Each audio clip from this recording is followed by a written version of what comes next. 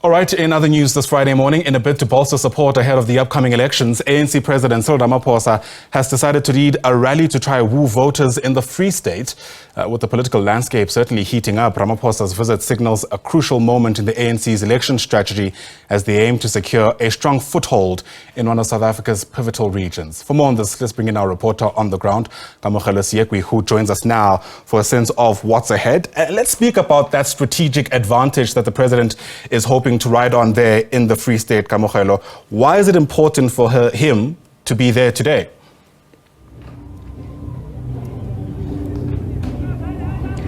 Well, the Eagle Christian Church in Bloemfontein is one of the biggest churches in the city, and I suppose ANC President Cyril Ramaphosa will want to come here and have the audience of one of the largest groups gathered here today, being Good Friday and all. Obviously, everyone who wants to go to church will be at church, and this being one of the biggest churches in the city, he'll want to take advantage of that. Of course, after his address here at the church, he will also be meeting with ANC branches across Mangaung, and then he will then proceed to Limpopo. But his visit here, Ayanda, comes on the heels of a South African Human Rights Commission inquiry that actually ended yesterday, where the commission was looking at issues of service delivery around the Free State province.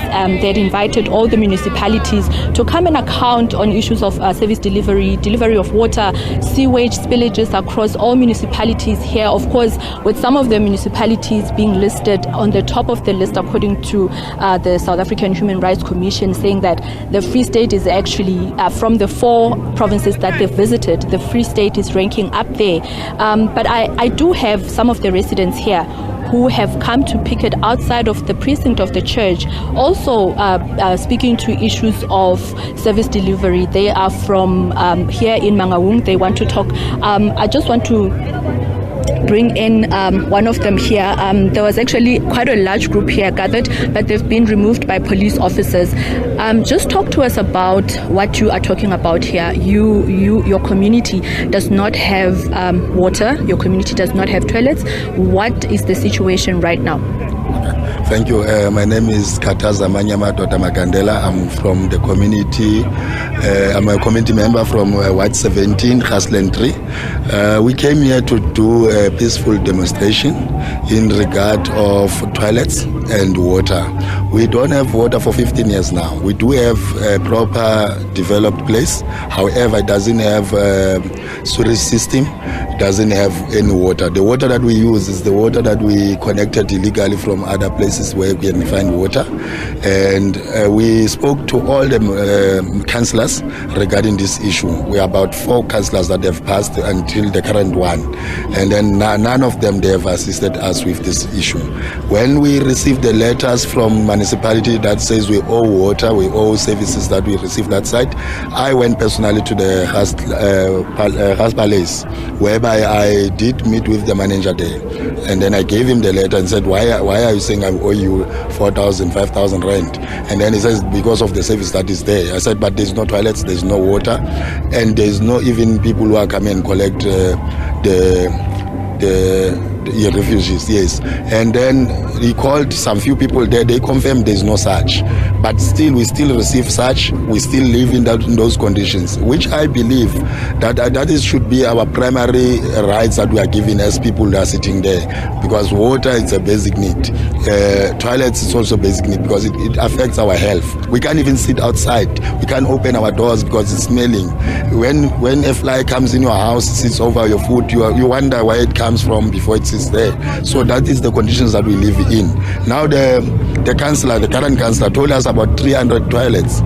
I mean, we are about more than 3,000 households there. 300 toilets, who's going to get, who's not going to get? That's why we are saying we don't want 300 toilets. We want sewage system, we want water, we want toilets that are decent, that we can also feel like human beings. What message do you want or are you expecting from the president now that he's visiting the church today? We are actually expecting that the president could hear our cry and assist us in this matter, because we understand that the Human Settlement also indicated that they have given us everything that we need to get. That means even the money for the toilets is there. So if it's the toilets are not done there, that means something happened to that money. So we want the president to maybe to establish a proper investigation what happened to the money and try to assist us, because it was not us who took away the money and anything.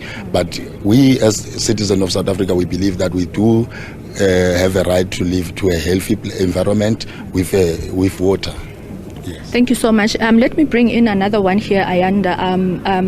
Yesterday, the South African Human Rights Commission saying that there's a lot of violation in terms of human rights. I see that your placard that you were holding earlier on was talking about dignity.